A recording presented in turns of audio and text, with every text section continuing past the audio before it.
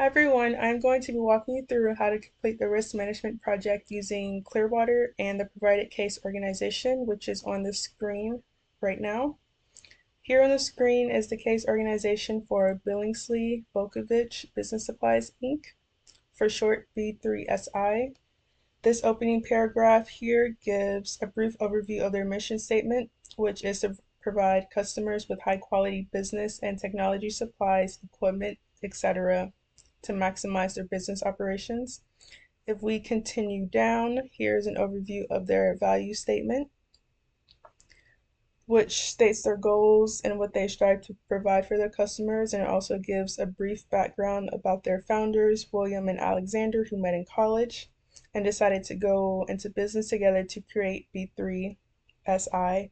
And right under here, it gives an overview of their staff. For example, you have the CEO, the current CEO, which is William Billingsley Jr., the current CFO, which is the Chief Financial Officer, Rachel Zing, and the current COO, which is the Chief Operations Officer, which is Grace Williams. And under that, it just gives a more in-depth flow chart of their staff and who reports to who and who is under who and which between the CEO, CFO, and COO, which all falls under them. So all of this information here is things you should read before you start your project.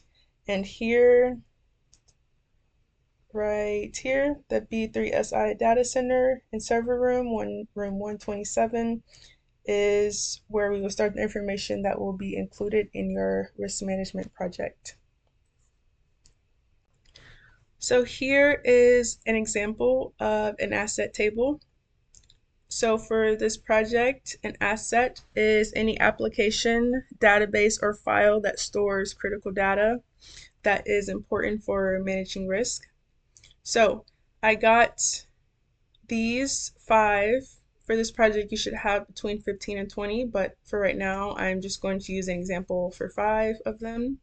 So these assets came from the same case organization for Billingsley Bokovich Business Supplies. So, for example, number 1 right here, Microsoft SharePoint Server Database. If you look on the case organization, you should find that under Server Rack B here, and this is for the sales and support systems, and it is Server B3. So over here, the components, it is an application, it is on a desktop, there is an internal database, and the server is Server B3. I got this information for component from the case organization. Since Microsoft SharePoint Server is under Server Rack B, it states here that Rack B servers containing the most of the corporate sales and service applications. The following applications are each installed on their own server. Some of these have internal databases and stores data. So this is where I got this component information from, straight from the organization case. Same thing if we were to go to backup cloud services. If you scroll back up, it states here that the backup services are managed by a reputable third-party company, and the servers are back up to this as a software service, which is where I got external servers and software service. So this is where I got the asset information from and the component. So if we continue, we have our third column, which is for our data owners. So this, we will go back up to our staff, and we would want to assign an owner, which is a staff member, usually a staff member at the top of the company, of who this should fall under. So for our CEO, he is at the top of the whole company, but CEOs almost never directly handle any information, right? They're usually just, everyone usually just reports to them and they just make all the decisions. So for I would go back to our Microsoft SharePoint server database. I chose the HR, which is not on here, but HR is human resources, and they usually manage all the employees of the company's data. So if we scroll back down here, it says that all employees are synchronized with the organization's internal drive, which is the OneDrive, which is where all the files and data are stored. So I chose HR because that's usually a human resources department. So if, for example, somebody was locked out of their account or if they needed a password reset, they would contact human resources. All right, same as the backup cloud service, right? We would go to, if we scroll up, we would go to our chief information officer, which is not listed on here, but they usually are in charge. Well, that could be the current COO, but they are in charge of, no, that couldn't be the current COO, but the chief information officer is in charge of overseeing the IT department. So that is why they would be in charge of the backup cloud services. All right, this fourth column here is the type of sensitive data the asset is. So for Microsoft SharePoint Server database, I chose that this data, the data under this asset falls under customer confidential because when we scroll back down here, when employees are uploading everything to the Microsoft and they're able to share it with other employees on the database, it probably will contain a lot of customer confidential information. And the other types of sensitive data, I've used two others here, but you have customer confidential information, which is data retained that is confidential and should have limited access by its employees or anyone who needs to have access to it. You have electronic patient healthcare information, which is not used on here, but that would be for any medical information that needs to be protected from employees, clients, or patients. You have your payment card information, which is, I use as an example for enterprise sales system database asset, which is usually includes any payroll information or medical records, again, just any information with payment information on it. And lastly, you have your personable identifiable information, which is any information that could be used to identify an individual, such as an employee, customer, or patient, which includes information like their social security, their driver's license, their address, or any information that somebody could steal. Right, and in these last two columns here, we have your RTO, which is your recovery time objective, and your RPO, which is a recovery point objective. So starting with the RTO, the recovery time objective is the maximum desired length of time allowed between an unexpected failure and the resumption of normal operations.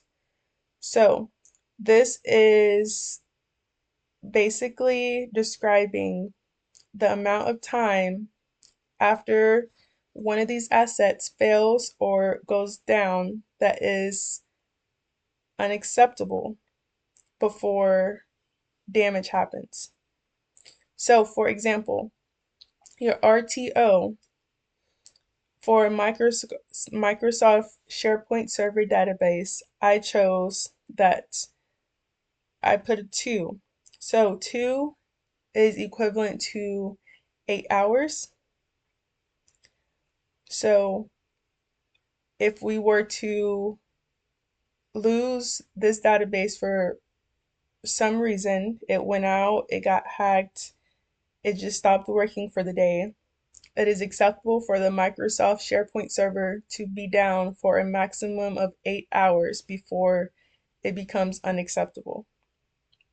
All right, same thing here for backup cloud services. I chose 0, which is equivalent to 30 minutes, and 1 for enterprise sales system database, which is equivalent to 1 hour.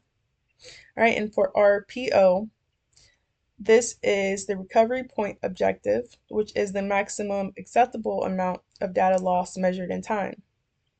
So this is describing the amount of data loss that is acceptable before the system is repaired. So for RPO for Microsoft SharePoint Server Database, I put 3, which is a total of 1 day of data loss before it needs to be fixed. So if this Microsoft server went out, that means that it is acceptable for it to be out for up to 1 day. And I chose 1 day because each day that the it states here that it's wiped at the end of each day. So that's why I chose 1 day. For backup cloud services, I chose 1, which is 4 hours.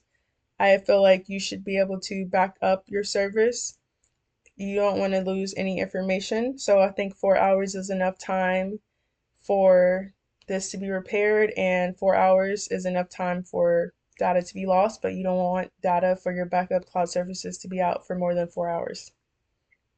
So this is how you complete the information asset table. So you, like I said, you will choose between 15 and 20, and you will get the assets from the bottom half of the case organization, and you just complete the table.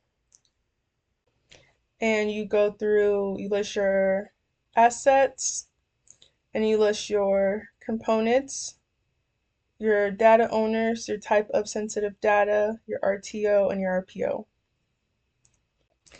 So next we have our weighted ranking of our information assets, which these assets you will get from your information assets, and you will transfer them to your weighted ranking information assets.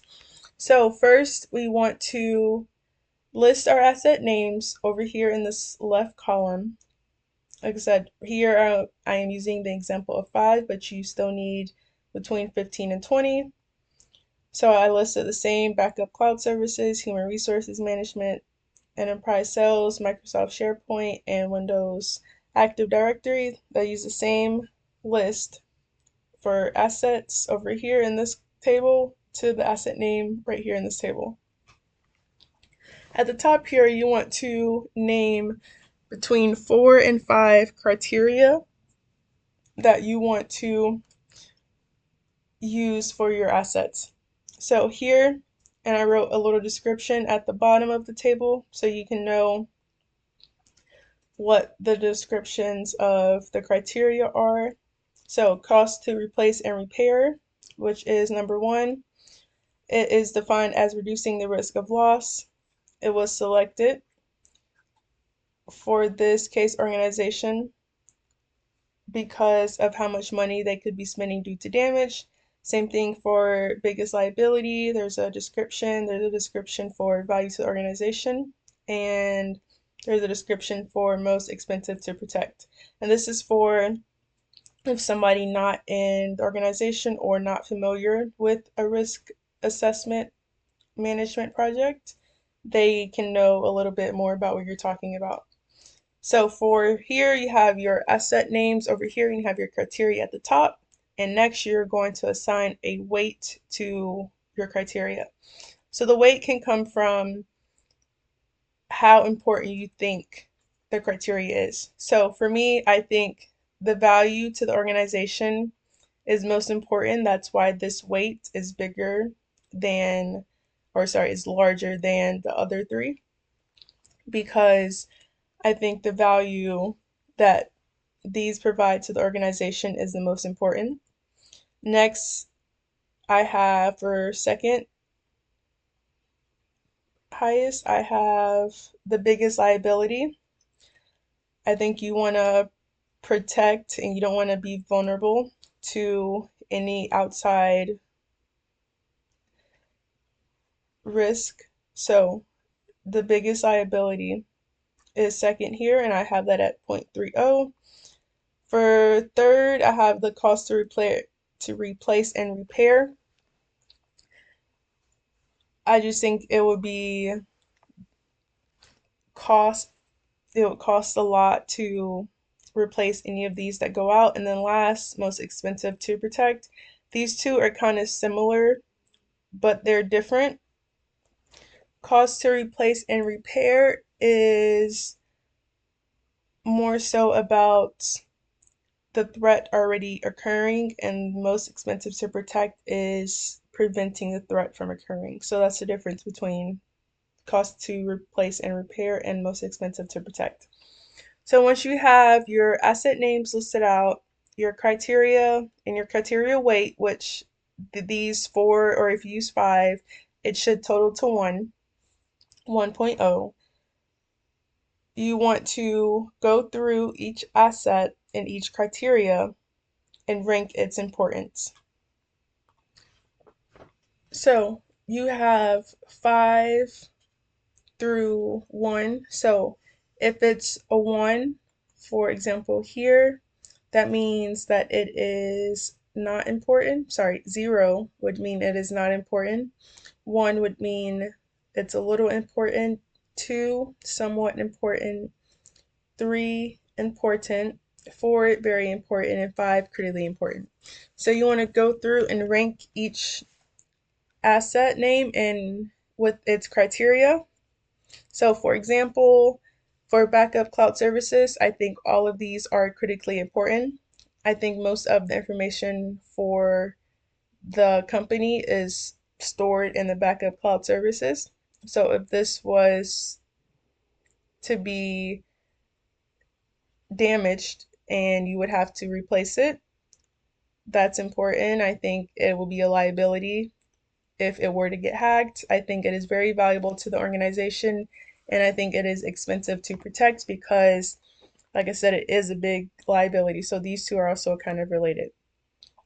For number 5, I'll use this one as an example. The Windows Active Directory service database. This is used to manage login authentication and employees' access to other resources and applications. So, cost to repair and replace, I put a 1. I don't think it would cost anything to replace or repair if the login authentication was risked. For the biggest liability, I think it would be a big liability if someone were to log into a employees or the company's database. It wouldn't be authentic anymore. The whole server would be compromised. I think it is valuable to the organization because it proves authenticity. So, which is why I have a 4 here. And most expensive to protect, like I said, I don't think it would cost much to replace it, and which means that it wouldn't cost much to protect it. So this is where I got these numbers here as well. So for this weighted total column here, I achieved these numbers by multiplying the criteria weight by the ranking of the asset and the criteria. So here I would multiply 5 times 0.20, and then I would add it to 5 times 0.30, and then add it to 5 times 0.35, and then add that to 5 times 1.5, which is where I got 5. So I would just continue that by each column. So you'll multiply the asset and the criteria, and you will add it to this asset criteria for the same row. And this is where you get this weighted total here.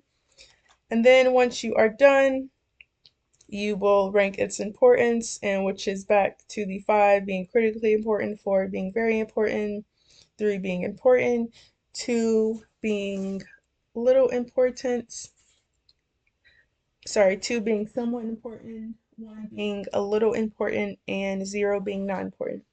And once you're done, you just want to come to this row and you want to make sure you arrange this from critically important to not important, which is why these are in a different order than the asset table over here.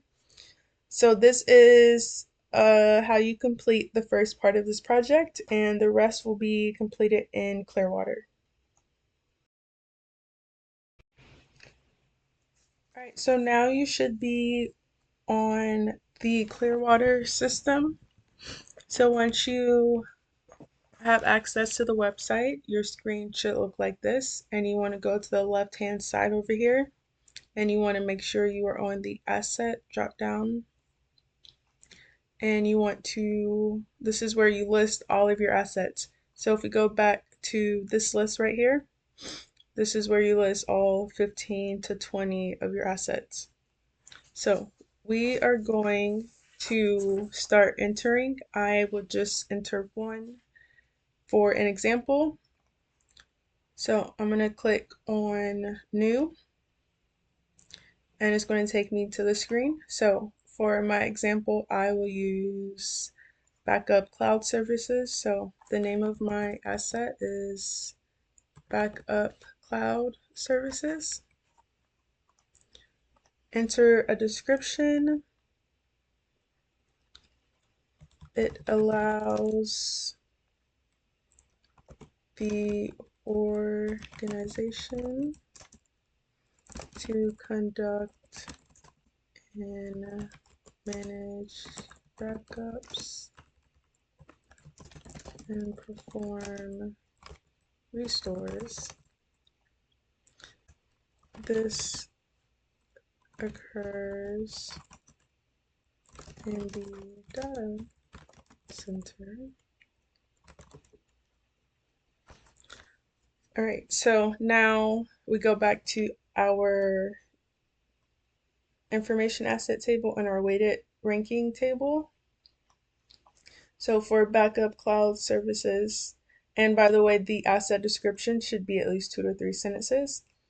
So next we go to this table, and type of sensitive data, we have customer and confidential. So we select that. We scroll down.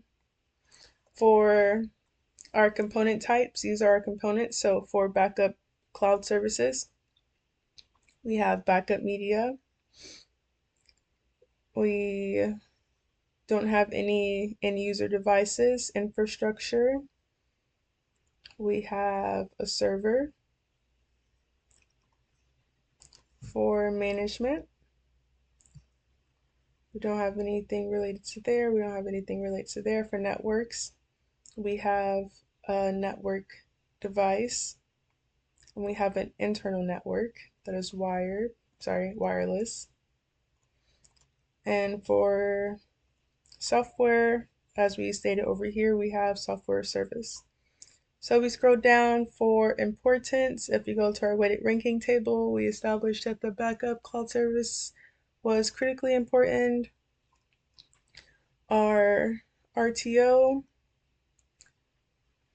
which we discussed previously, and our OTO was our recovering time objective, and we said that was about 30 minutes, and our RPO, which is our recovery point objective, we stated was a 1, so 4 hours. So now we scroll down, we want to make sure that we have selected the improve method. So this here, employees using the asset, so this will be the amount or the number of employees that are using the backup cloud service. So this can be a guess or an estimate. For the backup cloud service, I would put about 71, 80% of employees. This is excluding maybe custodial staff or secretaries or anyone who's not actively uploading confidential information to the backup services. Number of administrators, I would guess 3. So I would guess our CIO, our COO, and our CFO. Percent of sensitive records, I would say 60% because some of the information that it could possibly be uploaded could be just basic emails that don't really have sensitive information in it. So now we scroll down, we just complete this whole sheet under here, our details.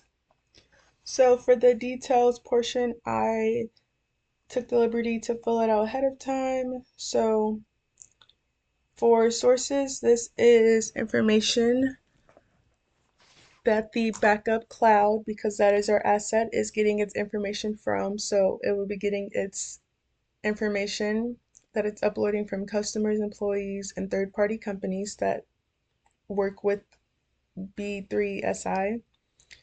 Destinations where or to whom the sensitive information is shared or sent.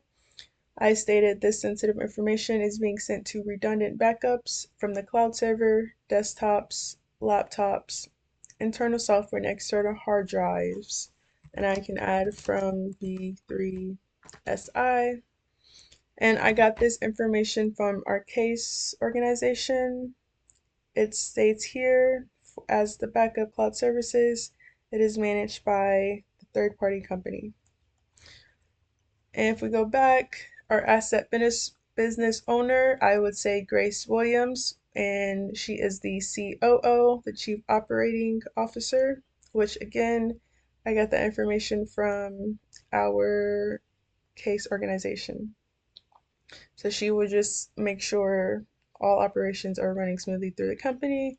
And once you have completed all of this information, you are going to make sure that you enable this and you save it, and it will take you back to our asset inventory list.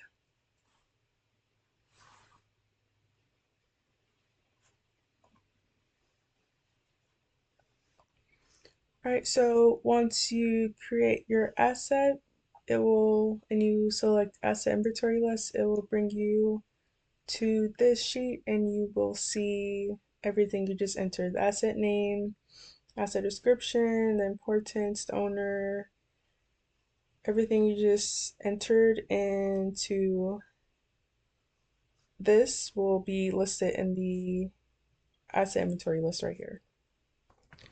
So after you list all 15 to 20 of your assets from this list, you're going to list all of these into the asset inventory list. You are going to go to component groups. All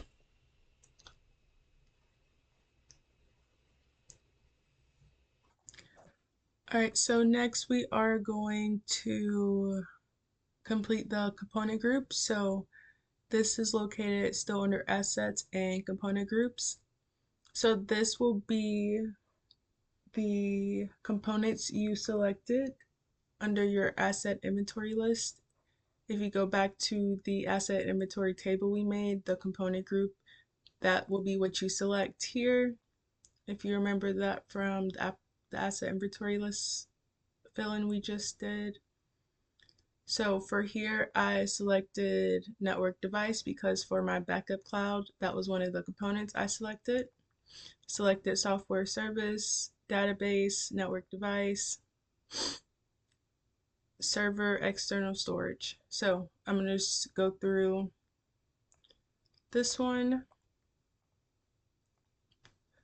So you have to answer all of these questions. First, you want to rename the group. So for this group, since it's a backup cloud, I'll just name it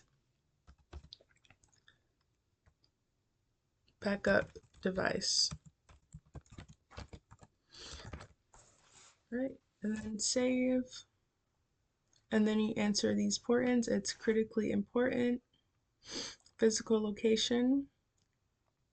So for physical location, I chose offsite, and I answer the remaining questions here, and then just make sure you click the arrow so you don't miss anything. Was this database system purchased from a vendor? We'll say both.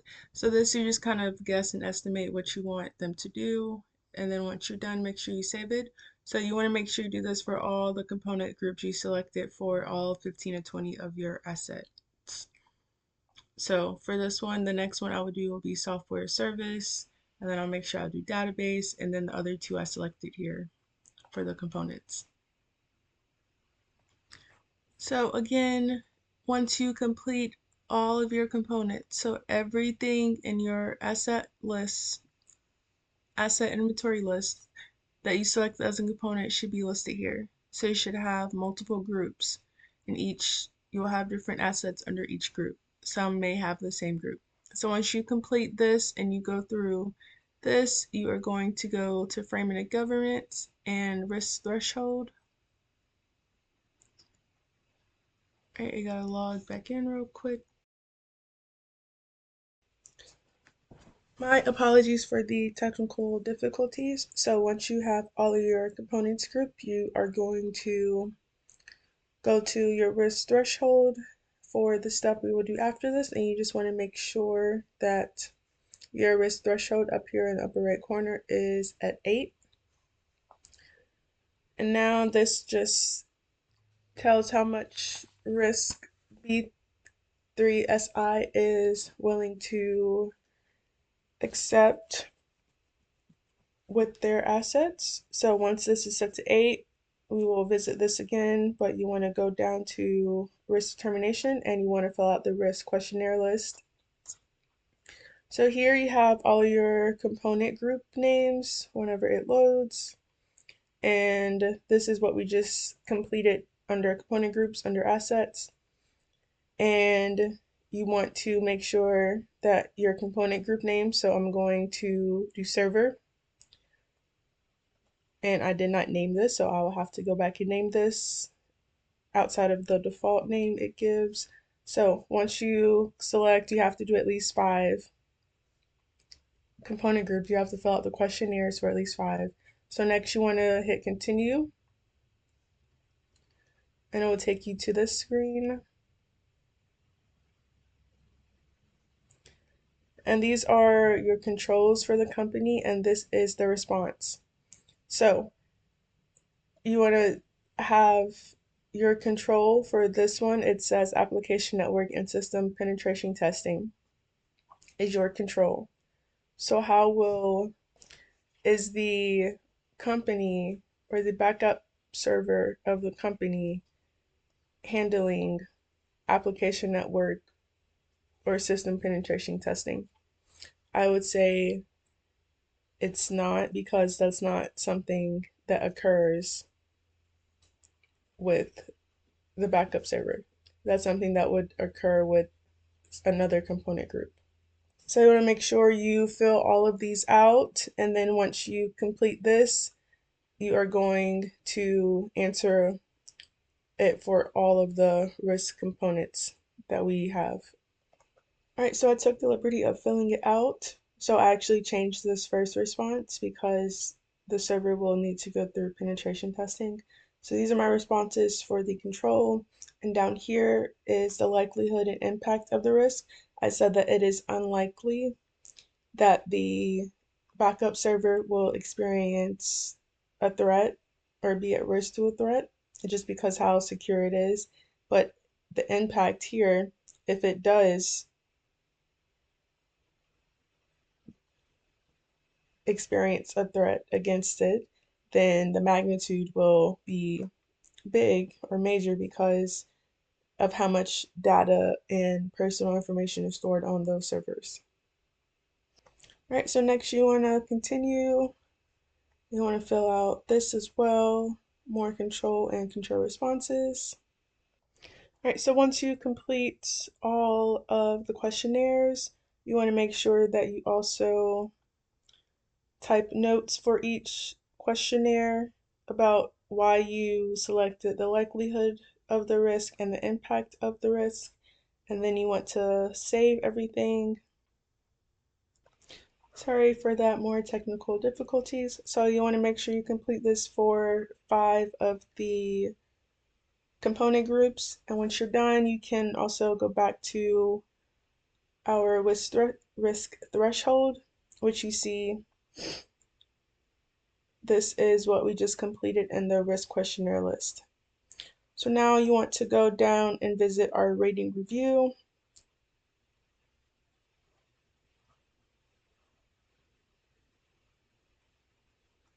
And once this loads,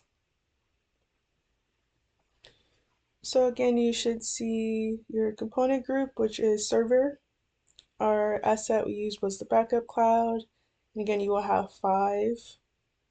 For each component, you have 5 different component groups.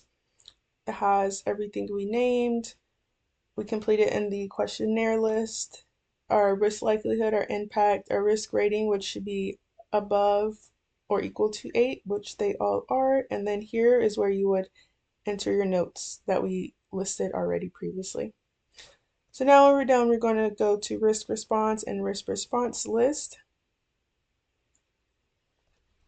Okay, so the next part of our risk management project, we want to go to our risk response list and we want to select a risk treatment type.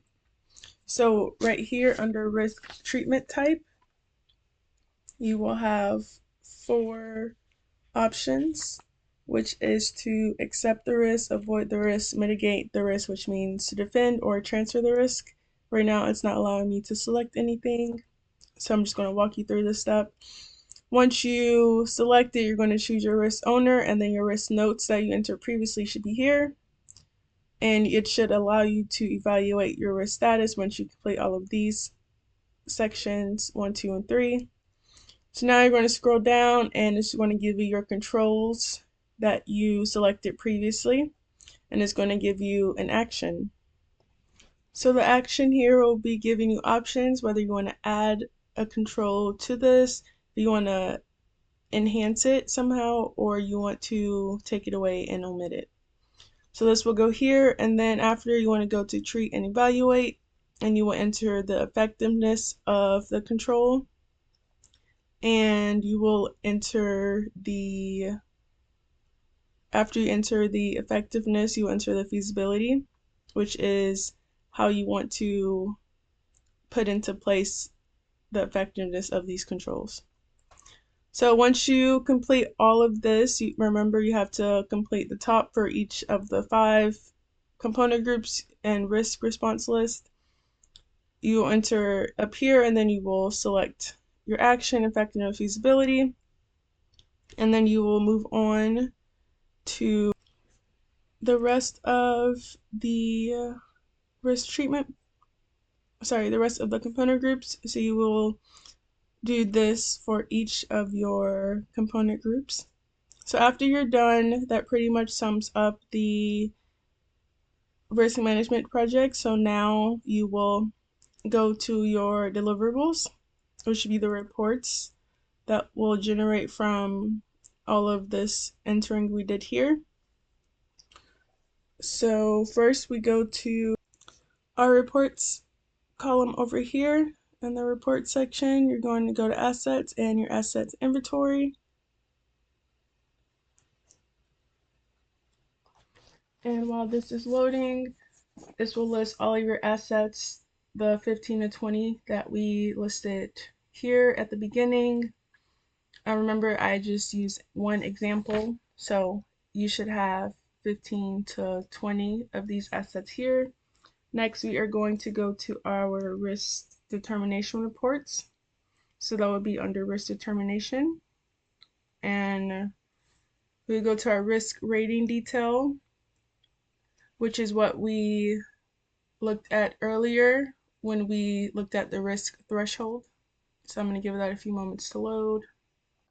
All right, here is our risk rating detail report, which is another deliverable you will export into a PDF, which is all of our component groups and the likelihood and impact and the risk rating, which we already completed previously. And lastly, we want to export our risk reports. So you want to still go under reports here, and you want to go under risk response, And you want detail with add or control actions. And while we wait for that to load, so you're going to have three things you're going to export.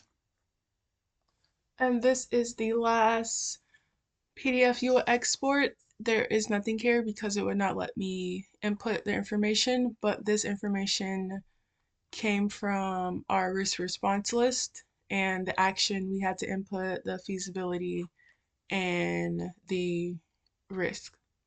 So these are the three things you want to make sure you export. So the purpose of the risk management project in reference to the case organization is to make sure that all of our risks are covered and we have the appropriate responses for any threat that could occur to Billingsley Boksevich Business Inc. So that is all. I have covered all of the steps in the tutorial on how to complete the risk assessment project.